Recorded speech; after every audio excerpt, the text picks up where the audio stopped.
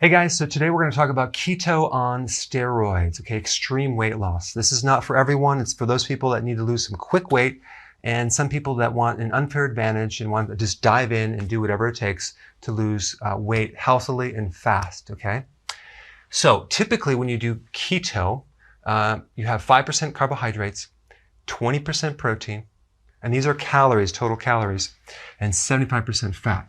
Okay, so that's typically what you would do. What I'm going to recommend is slightly different. We're going to give you 5 hacks or strategies, okay? Starting with number 1, normally you would do 20 to 50 grams of carbs to do the 5%, right? We're going to bring the carbs down to 0, okay? So yes, this is extreme. It's not for everyone, but think about it. The amount of carbohydrates determine how deep into ketosis you're going to go, okay? So we want to go in there hardcore. So if we go 0 carbs, you will go into keto very, very fast. Now, the thing with protein, we don't want to go too little. We don't want to go too much. If we go too little, you may start losing muscle mass. We don't want that, and you might feel weak because you need protein to replace body tissue. If we go too much, it's going to bog down your liver and kidney, and also it can potentially spike insulin. We don't want to do that. The sweet spot is between 3 and 6 ounces. Okay, now this really depends on several factors. How young you are, how big you are, how slow the metabolism is. There's a lot of different factors. For me, I'm 180 pounds. I need about 55 grams of protein per day, and that's pretty much what I consume on a daily basis. I'm not going to get into calories at this point, but I just want to kind of give you a reference. If you're smaller than me, have a little less. If you're bigger than me, have a little bit more. Okay, so now the strategy with protein is we don't want to go lean.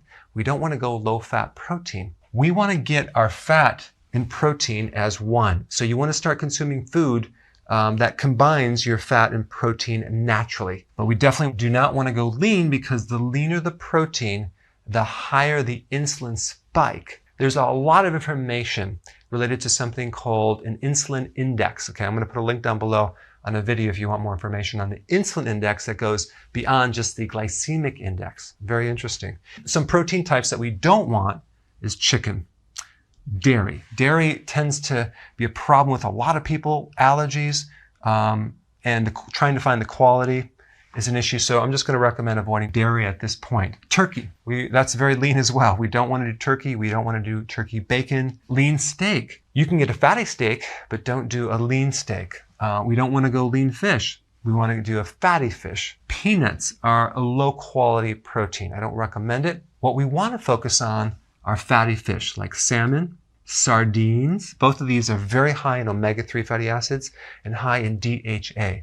Very, very important. There's other types of fish and seafood that you can consume, but these two are my go-to. Hamburger, fatty hamburger. Very, very good on a keto because we want the fat and the protein.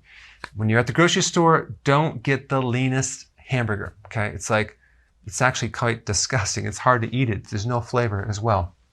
Eggs, very good, pasture-raised, organic.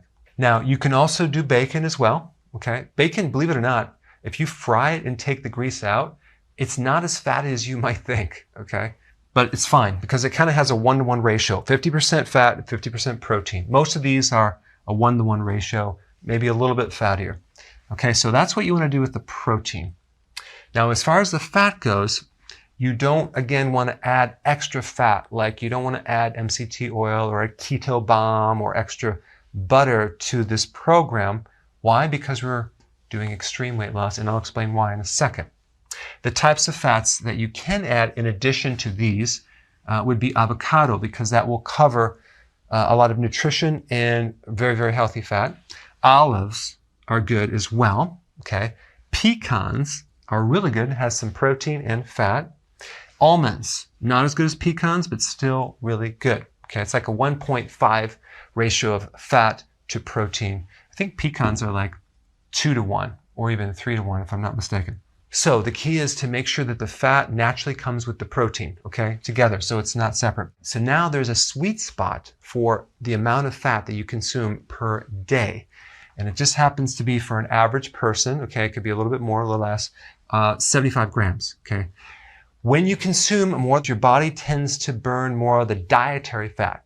When you consume less than 75 grams, typically on average, I'm being very general, your body will start to consume its own fat. What we want to do is get your body to burn its own fat. We don't want to do unlimited fat where your body is just turning the diet fat into ketones. And you definitely don't want to do the exogenous ketones where you're taking this supplement, because we don't want to have you run on that. We want you to run on your own fat. This will be a new concept for some people. Okay, so what would that look like? Okay, well, 67 grams of fat. Here's an example. 4 strips of bacon, that's 13 grams. 2 eggs, 10 grams of fat. 4 ounces of steak, 24 grams, okay, of fat. 1 ounce of pecans, 20 grams of fat. So 67 grams of fat would be a perfect amount of fat to help you get into fat burning. Now, we don't want to start going extreme low fat. We don't want to go low fat. So we don't want to go below like 50 grams of fat, okay? 50 to 75, I think, is a really good number because we need these fats for a lot of different reasons. It's going to help you get into ketosis. It's going to support the brain. It's going to give you fat-soluble vitamins, omega-3, essential fatty acids, and a lot of other things. That's what we do with the fat. That's what we do with the protein. Leafy greens, okay? Why? Because 2 things. Number 1, we need our potassium, magnesium, nutrients, vitamins, that type of thing, which is very, very important. And we need about 7 cups of vegetables, minimally, okay? Don't have less than 7 cups. The other thing that we need in addition to vitamins and minerals is the fiber from the vegetables. And again, I'm not counting this as carbs because it's so much fiber. We're not doing a high glycemic carbohydrate. We're doing a extremely nutrient-dense fiber, which is not very sweet, okay?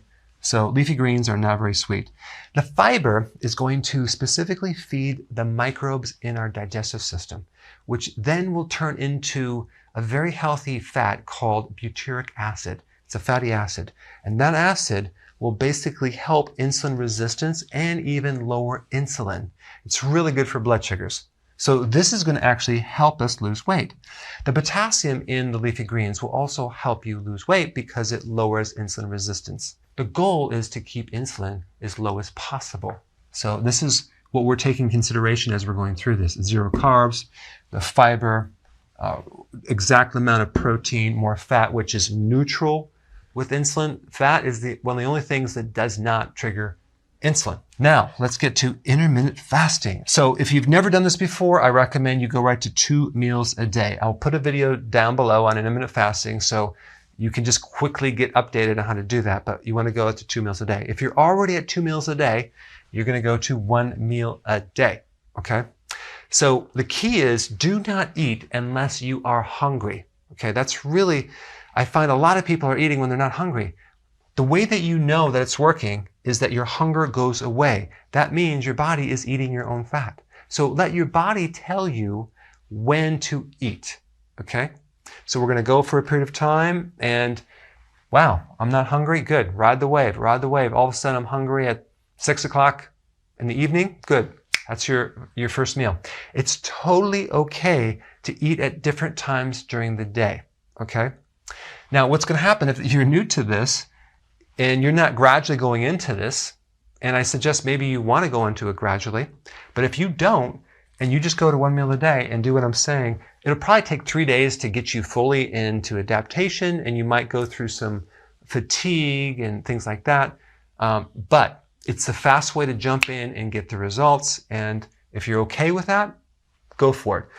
There's some key things you want to know. Sea salt. It's very important to consume sea salt on your meals per day. You need about a teaspoon of sea salt every single day. Not a heaping teaspoon, but a level teaspoon. Okay, very important. It wouldn't hurt to consume some electrolytes as well. Get one with high amounts of potassium, okay? The other thing that I find that will help you, and this helps a lot of people, is that when you have a hard time consuming salad because you're not used to consuming that much, consume your salad, wait for an hour, and then consume the rest of the food, okay? We'll consider that as 1 meal, just spread out for maybe 2 hours, okay? That's not going to be a problem because you're not going to really spike insulin too much from eating that salad. So you can kind of spread it out. Let your digestive system deal with the salad and then add the protein and fat. That way you'll have less bloating, okay? Now on the salad, you can put apple cider vinegar, a little sea salt if you want, balsamic vinaigrette. get the kind that is not too sweet. So you want to avoid those and get the ones that are a bit bitter and less sweet. Okay, guys, there you have it. This is keto on steroids, extreme weight loss. Go ahead and try this and put your comments down below. Hey guys, so there's a whole bunch of people that really need this information. So press the share button and let's get it way out there.